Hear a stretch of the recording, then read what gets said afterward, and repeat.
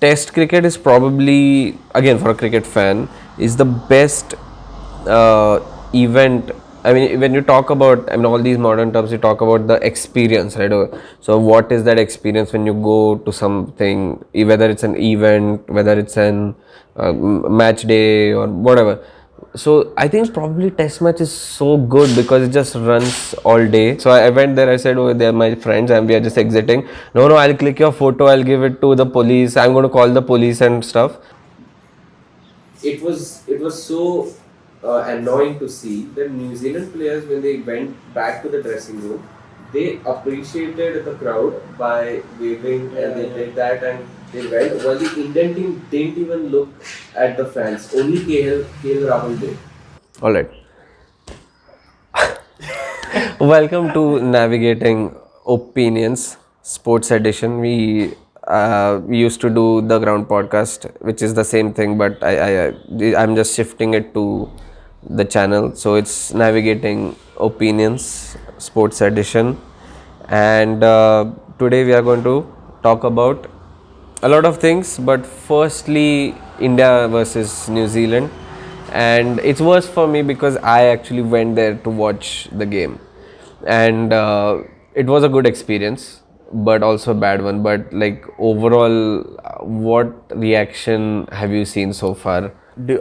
Opinion of the people who went to watch the match, or No, overall, just like the vibe, like how it is after the game. so of course, I mean, because the record, I think it was the longest current record of any test playing nation, of the longest unbeaten streak at home, and it was, I mean, it was commendable. Like 12 years is a really, really big time. So naturally, after it ended, everyone was disappointed. The people who actually went to watch the match were more disappointed, but everyone who even watched or did not watch the match was criticizing everyone left, right, and center. Like everyone in the got caught in the crossfire, right from the coach, the players, and basically everyone was pretty frustrated, which is understandable because we are just coming back from winning the T20 World Cup. India is the number one test ranked nation. I think it was Second. I second. think Australia is first, maybe. I don't know. So we were in a very pretty good position. New Zealand were coming off the back of a 2-0 defeat to Sri Lanka. And so nobody, I think, kind of expected. You could have said that they could have won one match, but we would have, or it would have been a whitewash because it was raining in the Bangalore test, and probably it could have been a 1-1. But no one actually expected us to, lose the series to New Zealand, who were not in that much of a great form, whereas India was in a pretty good position, and considering it was a home test match. But I want to know your reaction because you were part of the historic occasion that we lost in Pune. So just I obviously went to watch the game, and two things that, firstly, what I realized, one is that uh, changing the pitch angle really affects your experience, because I whatever matches I have watched, they've always been like sideways, or it has been diagonal. But this time around, I think it was the third level and the pitch was like straight. So it was really good experience. So if you want to go and watch the players very closely, then sit anywhere, but you can choose the sideways because they come to the boundary and they sort of do this and stuff.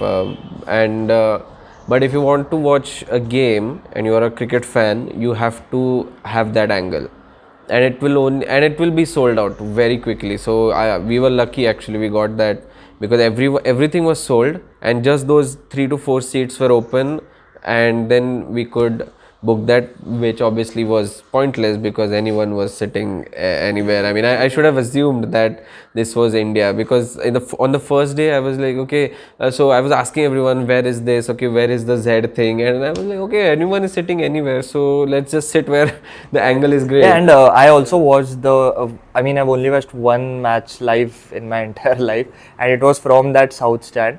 And during the World Cup, during that time also, it was the same situation you could imagine, because anyone was sitting anywhere and people were coming, and there were actually a lot of arguments going on because everyone who was coming late, they were like, you're sitting in my seat, then they were like कि कोई भी किधर भी बैठा है, and you know people were sitting on the stairs and everything. So uh, again, as you said, it doesn't matter because no matter where you were sitting, it was a pretty pathetic performance to watch. And the second thing I realized is that Test cricket is probably, again, for a cricket fan, is the best event. I mean, when you talk about, I mean, all these modern terms, you talk about the experience, right? So, what is that experience when you go to something, whether it's an event, whether it's an match day or whatever. So, I think probably Test match is so good because it just runs all day, and I was just sitting like very comfortable, just looking at every delivery. Overs are changing, time is passing by, so it's just a very slow as in compared to our lives where days run fast and they just go, but it was very slow because there was nothing else to do. But I've noticed one thing that when you watch at home, at times it can get boring Yeah, because test you're looking match at a does get screen. boring, yes. But when you watch from the ground, doesn't. it does not, because It there's a doesn't. lot of things to look at. I mean, even if you're not actually watching what's going on, you can probably look at some fielder who's doing something random, or just around you what the atmosphere Yeah, is and exactly. whatever. Yeah, There's a yeah. lot of things. Because everyone is talking, Yeah. everyone's giving their opinions, and it was just like a giant screen in front of you where you can just see what is happening, because we're so now accustomed to just having a screen in front of our eyes. So I was imagining it that way, and it was really good that okay, it's like a biggest screen, because we've now seen that dome, right? It's the US Yeah, yeah. one. So It actually does not seem like a screening. I actually thought they were watching a match. so something like that. But yeah, that was my experience, and But you haven't told us your entire experience yet, because tell everyone about the incident, and including me about. I know the incident from a third person's point of view, but I'd like to know from the first person's point of view what happened. So basically, it's not my fault, first of all, because the match was over and my two friends were just below me, and there was a division between second level and Yeah. third level, but we can obviously talk because it's just a black gate. Then I went there to talk with him because he was my ride. They were my ride. Like, I'm going to come home with them. Yeah. So we were talking, and there were these 2-3 people there, and they were like ki अरे चढ ना आम्ही बघितले दोन लोक जा की तू. So like go there. I have seen 2-3 people go. It's nothing, because the match was over, the presentation was also over. So I was like, and you know how boys are, right? If you get an opportunity to climb a gate, you climb a gate. so I went there, and I just like very happily, okay, I still got it, like that attitude, okay, I can still climb and go there. So I went there, and then there was this one very loud voice from behind, and she was like literally shouting that, hey, you can't go there, come back. And I was like, no, I'm just exiting with them now. So like, no, I'll first of all, she said, I'll complain it to sir. I'll give your complaint to sir. Like, I don't know who your sir is. And it was a very similar experience to a teacher shouting at you in school. So it was like, don't do this in front of public, right? I'm coming. So I went there, I said, oh, they're my friends and we are just exiting. No, I'll click your photo, I'll give it to the police. I'm going to call the police and stuff.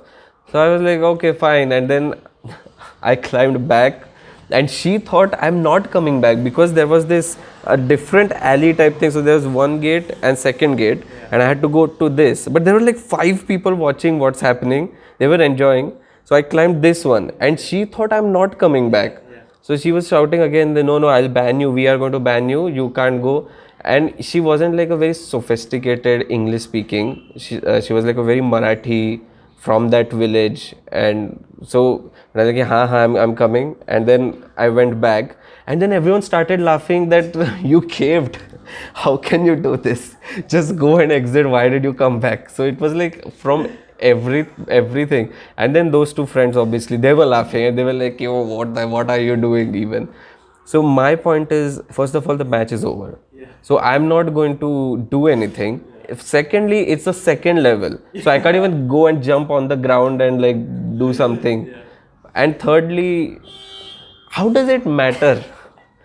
But yeah, I mean that's what happened. But I thought that okay, I wanted to see the next game, India England T20. So why get banned for such a silly? And you know how I love rules, first of all.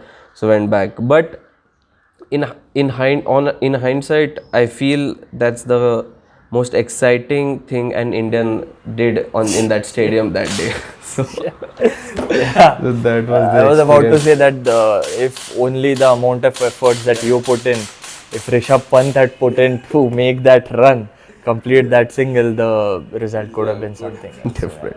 So yeah, man, that was it. But now, I mean, coming to just like why did we lose?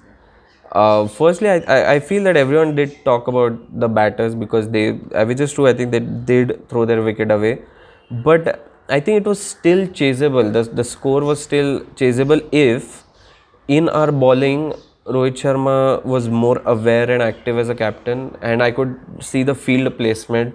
Basically, New Zealand were very aggressive with their field. They tried to stop the singles, and it's a chemistry game, right? The bowler has to bowl the right line and length so that the fielders where they have placed will come into the picture.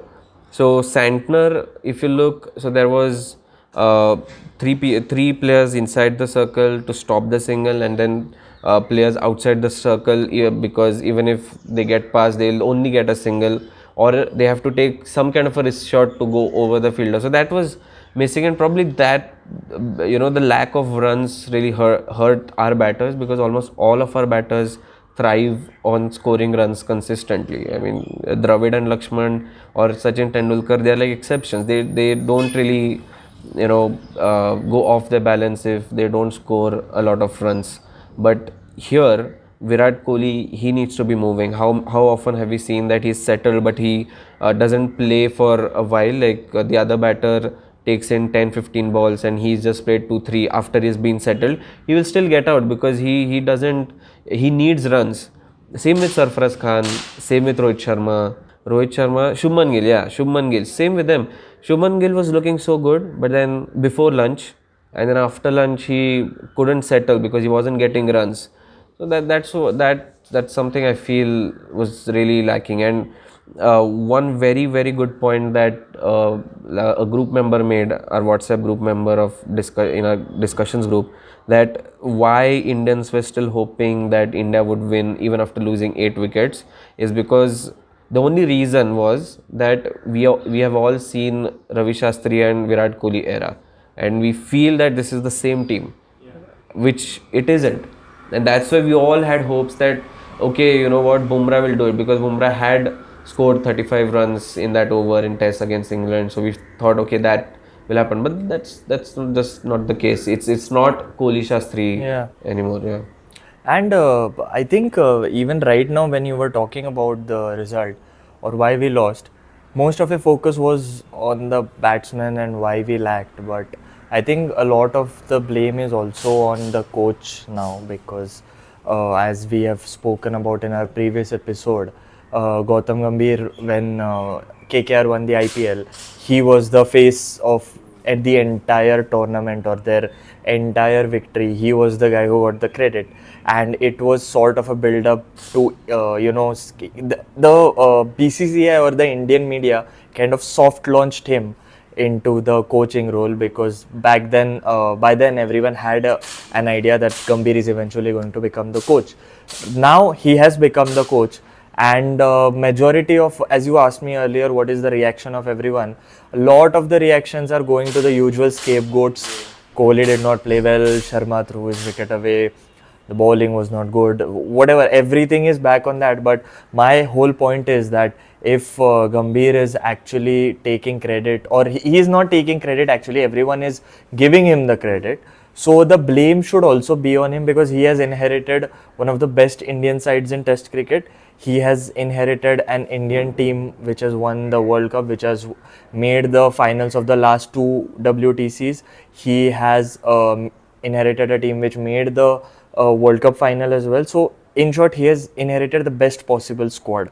And when you get something that good, it is pretty hard to mess that up. And but somehow he has managed to do it. Of course, it's not his own fault, but there are a lot of areas where he actually, because everyone was keeping on mentioning about the aggressive approach that he will bring, but this match you saw everything but that, because in the second innings as well, Jaiswal was the only one who was attacking, and as we were discussing earlier, you also mentioned that he was the only one who actually disrupted Santner's momentum.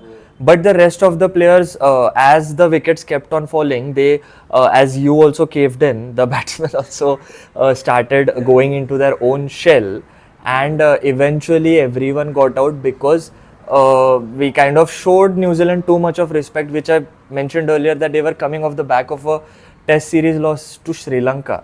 So we should not have done that. We should have been like, this is our pitch, this is our country, we are the kings here, and you will play into our trap. In fact, before the test, Latham had said that if it will be a turning pitch, then we have got 4 spinners and they'll play into our hands. And in spite of this, we still managed to, as you said, it was poor captaincy as well. But I also feel that during this, when the coaches change, the entire structure changes, and there are a lot of youngsters and new players coming into the team during this transition period. The senior players need to take responsibility during tough times like these, and need to sort of carry the team to victory when the younger players cannot find momentum. But that is what was lacking here, because every single one of the senior players, Rohit Sharma threw his wicket away quite cheaply, did not do well in terms of captaincy, in terms of the field setting, as you said. Virat Kohli, he also gave away his wicket pretty cheaply. Jadeja played well in the second innings and he was good with the ball as well, but probably you could have expected more from him in the first innings or in the second one to carry us.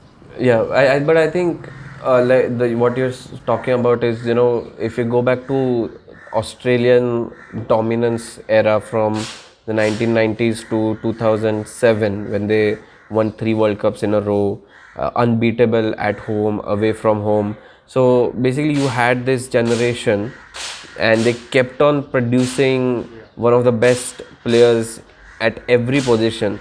So opening, you had Matthew Hayden, then Ricky Ponting, of course. You even people don't give Adam Gilchrist that much of credit.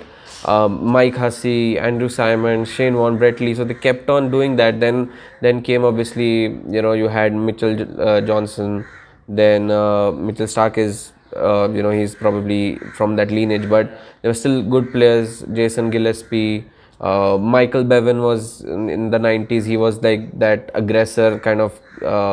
Like we talk about Dhoni, who is a finisher. I think Michael Bevan was someone who already did that.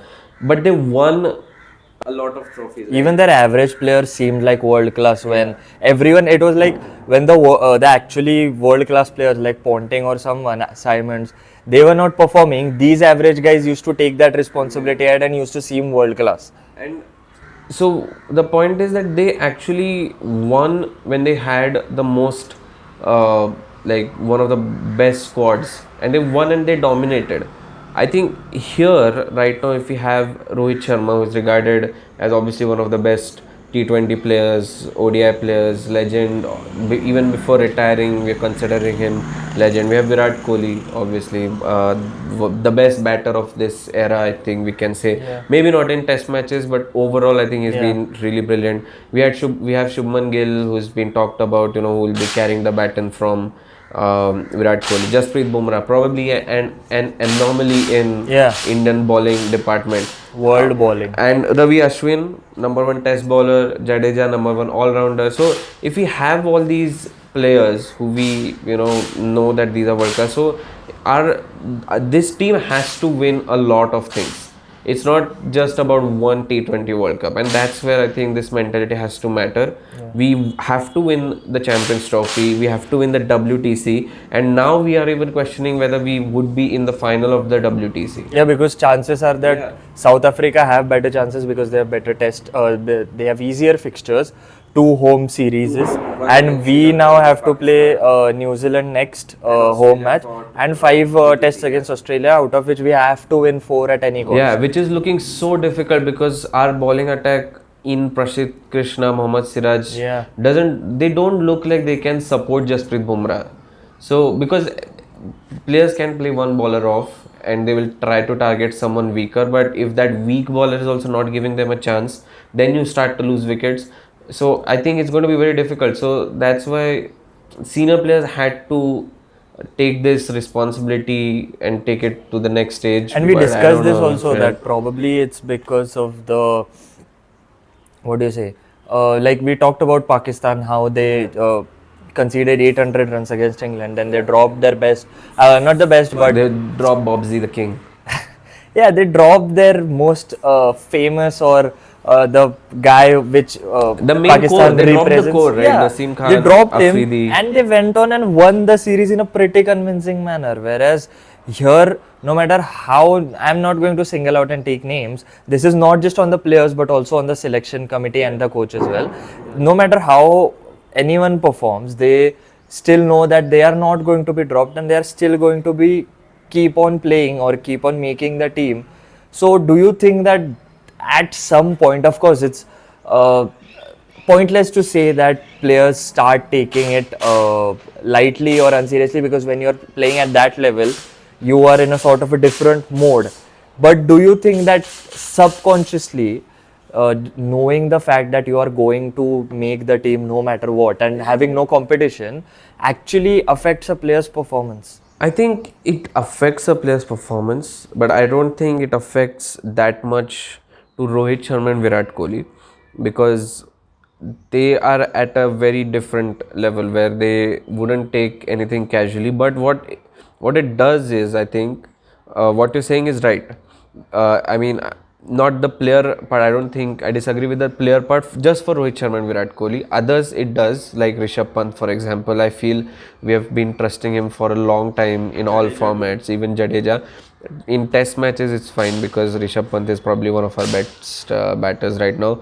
But what it does is that it restricts a young player to settle down, and then like urgently, if he's put into the squad like Sarfaraz Khan, he will score a 150 more inconsistently than his potential demands it, because Sarfaraz Khan, he was sent, I think, at 8 Washington. I mean, I can understand the left-right combination, but you know, you had to put Sarfaraz Khan top of the order. He's more aggressive. He's in better form than Rohit Sharma. You can't just say no, yeah, he's Rohit Sharma. It doesn't matter about his form. Yeah, we can understand. It's not like if Rohit Sharma is not in form, he will never perform. He's a different player. We can't really add normal players as category to him, or criteria to him, but still, that position wise, I feel then Sarfaraz Khan Jaiswal should have opened, or Sarfaraz Khan should have come before Shubman Gill and Virat Kohli, just to give him that license to go. And imagine if Jaiswal and Sarfaraz Khan scored 150, 160 runs in that first session, or even just after lunch as well. And then you have sensible players like Rohit Sharma. How does it even matter? But anyways, like, we don't know. It should have, would have, could have, but I get your point. I mean, the players should not be treated differently, and we're not saying they should be dropped for Australia series probably. Yeah, of course. And not now. I mean, because This is not just about now, right? It's becoming a trend since a lot of and you years. need a plan. You need a 5 years plan where you have a, which players are we going to groom, and then if you don't have, like they dropped Rahane and Pujara, probably not a very wise choice, since you have two big test series in India. And but anyways, so got the point. But I have one more thing though. I mean, the Pune crowd, and I don't know, it must be true for Bangalore, Wankhede, or anywhere, but they were very supportive. I was very surprised that people were cheering for the right reasons. Because when Akashdeep, for example, so he was 0 runs in 24 deliveries or something, 22, 23, and then he just played a ball, put the ball, like the ball traveled a distance, and it was a very risky single, but he took it, and it was necessary to put Jadeja on strike. So it was a brilliant piece of cricket that we were missing, and everyone applauded for that. And obviously he scored his first runs, but people like applauded and people started cheering for him, that all right, because they recognized the importance of that single. And then obviously that 2-minute hype he couldn't handle, and I was literally saying, like, I'm not even joking, so this is completely honest, The person who came with me to watch the game, so I was discussing with him, yeah, now he'll get out because it's overhyped. No, we are everyone in the stadium is Akash, Akash. They're shouting. They're like, look, Indian players are not good with hype. He will get out, and he played that shot and he got out. The second ball. That's such a bad and ironic thing, because you expect a player to do well when you're supporting him. Yeah. But Indian, not just in cricket but in overall sports, it's like the more the more support a player gets, the more under pressure he goes, and he actually performs badly. And that was such a bad shot. Even Jadeja was saying ki play there or the offside, because like, while I don't know if it was shown on TV, he just said that I just hit it there because it was a very wide delivery, and he pulled it somehow. So the hype came to, I think it went to I'm his just mind. imagining if Anfield had an Indian team, they would lose every single game because the atmosphere they would create, they would just collapse. So, but anyways, the point was that I think the crowd was very supportive, and they cheered for the right reasons, and I was very surprised because they understood the importance of a defense. Yeah. I think when we lost a lot of wickets, or if it was a difficult ball, everyone cheered. When it was very quiet, when we were bowling, everyone cheered for the team. And sometimes I think that cricketers are very ungrateful of this stuff because they don't talk about it. I've never seen any player talk and thank the fans unless it's just a press conference, or like just a post-match presentation where they just say, yeah, we're thankful. But we see it in football though. I mean, a lot of players, they will jump on the fans, they will talk about the fans, they will put fans on social media, and I think there's a distance in cricket in that way, and I really felt a very personal, I don't know, I mean, maybe it was just a ego thing, but I felt that, they've lost this game, but someone needs to speak about how good the crowd was. We are not booing them if they lost. We were still applauding. The crowd even applauded the New Zealand team when they were going, when they won the game. They applauded this guy, Devon Conway. We applauded Latham as well because he played well. We applauded New Zealand team when they were just coming back, and they had a great session. Then that the crowd, of course, after winning, we applauded, and it was so annoying to see that New Zealand players, when they went back to the dressing room, they appreciated the crowd by waving, and they did that, and they went. While the Indian team didn't even look at the fans. Only KL Rahul did. And I was looking at it from above, and no one. I mean, I can understand you've lost the game, but you have to be grateful for the fans because they are watching you, and that's why you're playing. That's the reality. It's fine, you're playing cricket and all that, but because we watch the game, because we support you, that's why cricket is there. And that too for a test match, right? Because it's more efforts, and you see it in, as you mentioned, you see it in football. Even when the team loses, that sometimes the players actually go and do an entire round because they realize that fans have actually paid money and they have failed to deliver that experience which they paid for. And I was thinking, and I talked about this again to the person who came with me, that the players should take a round of the ground. Yes, they have lost. You visit Pune once in a year or something. So these people have come to see you. They've paid with a very shitty service where people are shouting at you. The guards actually even shouted even if he was standing. So it was very infuriating because we've paid for it. Like, we can do whatever when we come here. They were shouting the food is very expensive, it's very low quality, it's pathetic. It's pathetic. It's not a very good experience. Probably 15 to 20% actually get a very good view of the ground. Even less can actually see the players, but they still come and watch the game.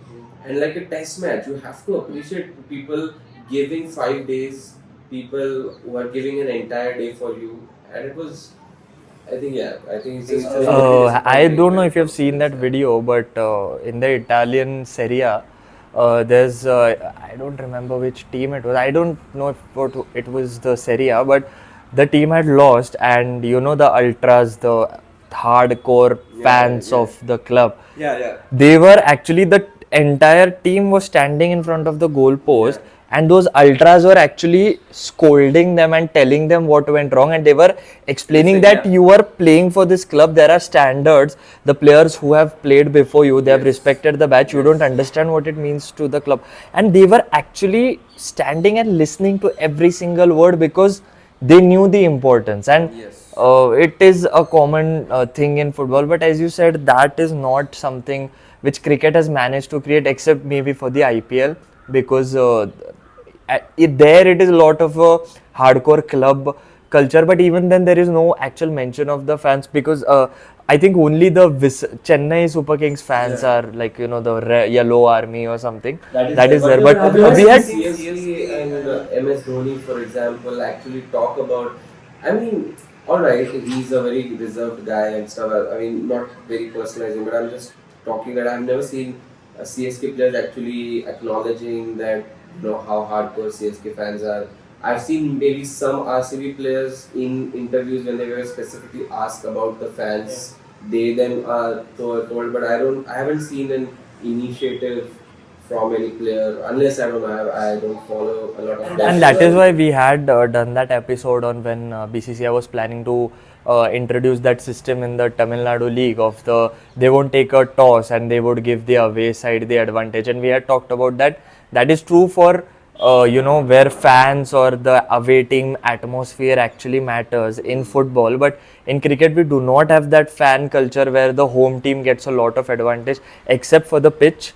But we do not have that culture yet where the away team is actually scared to come and play on the ground. Like, there is still not there, and it will take time to establish, or probably it will never get established, but it doesn't exist as of now. Yeah.